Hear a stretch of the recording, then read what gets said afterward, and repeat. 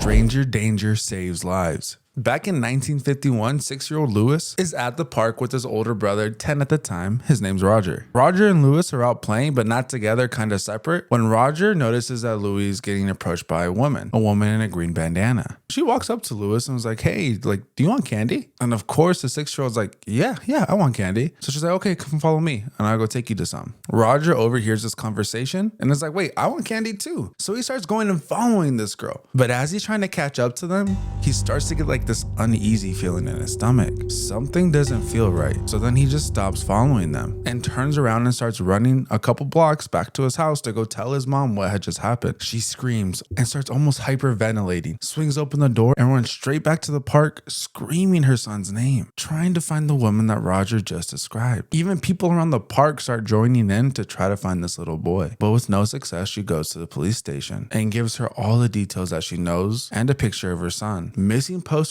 would be hung up everywhere. And for the first couple years, she was going to the police station every single day to try to see if there was any update about her son. But years turns to weeks, weeks turns to months, and over time, she would only visit the police station maybe once a year. And every time, the police would tell her no. But when she was 93 years old, she would pass away, and she never lost hope that her son was alive. Fast forward to 2020. Roger's niece would decide to take an ancestry test just for fun. And when she got the results back in, it would say that there was a 23% match of this person off on the other side of the country. The DNA match was so high that it determined it was more than likely an uncle. And she had remembered all the stories of her missing Uncle Lewis. So she contacts the authorities, shows them the little picture, the FBI gets involved, and they help track this guy down. Not only do they help track this guy down, they actually fly him over from New York all the way to California, where he would meet Roger, his brother, who he hadn't seen in 70 years. You see, Lewis this entire time, he didn't know that he was kidnapped. As a matter of fact, he thought he was adopted. So when authorities showed up to his door and said, hey, we think you might be the person that was kidnapped 70 years ago, he was kind of taken aback because he had lived